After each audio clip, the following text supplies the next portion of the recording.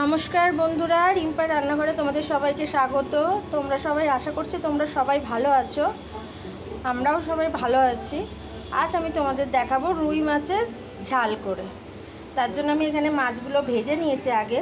তা এখন কড়াইতে তেলও গরম করে নিয়েছি। এই মাছ ভাজার তেল আর তার মধ্যে আরেকটু তেল মিশিয়েছি, কারণ এতগুলো মাছ রান্না করতে একটু তেল লাগবে।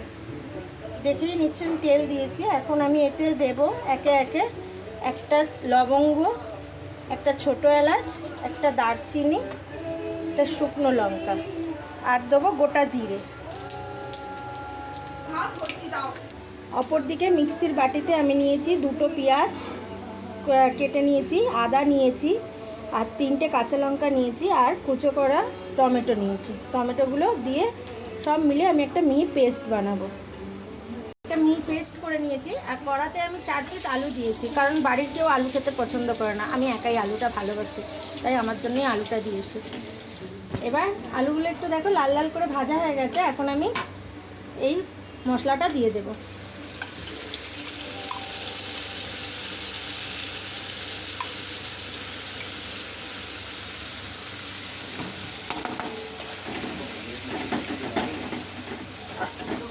আমার রান্নাগুলো তোমাদের কেমন লাগছে আমি কিন্তু জানতে পারছি না। তোমরা যদি কমেন্ট করে আমাকে শেয়ার না করো, তাহলে আমি কি করে বুঝবো আমার রান্নাগুলো তোমাদের ভালো লাগছে কি না। দয়া করে তোমরা একটু কমেন্টে জানিও আমার রান্নাগুলো তোমাদের কেমন লাগছে।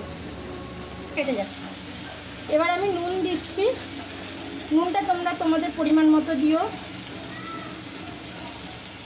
হলুদ দিলাম,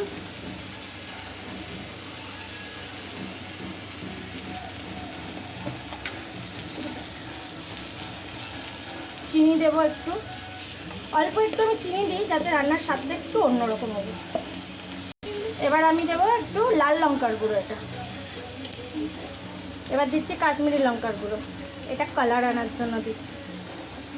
এখন দেবো 1 চামচ ধনে গুঁড়ো, আর একটুখানি 1 চামচের একটু কম। দেখো আস্তে আস্তে তেল ছাড়ছে। আমি মশলাটাকে 5 মিনিটের জন্য গ্যাস থেকে আস্তে করে ঢাকা দিয়ে রাখছি। দেখো মশলাটা কষে গেছে। এবার আমি অল্প একটু জল দেবো। ঝোলটা ফোটার সাথে সাথে আমি একটু ধনে পাতা দিয়ে দেবো। ধনে পাতা দিয়ে ঝোলটা ফোটাবো। আমার এই ধনে পাতা দিয়ে ফোটানো ঝোলটা খেতে গন্ধটা খুব ভালো লাগে আমার, তাই আমিই দিলাম। দেখো এবার ঝোলটা ফুটে গেছে, তোমরা দেখতেই পাচ্ছ ঝোলটা ভালো মতো ফুটে গেছে। এবার আমি ভেজে রাখা মাছগুলো ছেড়ে দেব।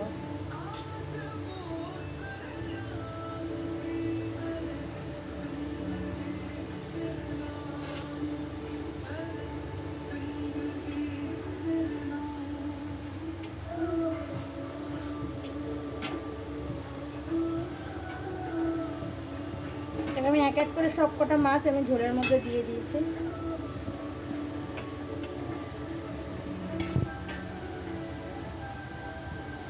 মাছগুলো দিয়েও আরেকটু ধনেপাতা ওপর দিয়ে ছড়িয়ে দেবো।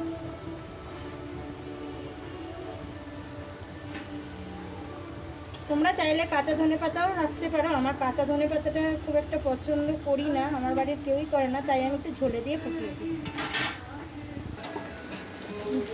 দেখো আমার তরকারিটা হয়ে গেছে, মাছের ঝালটা। এবার আমি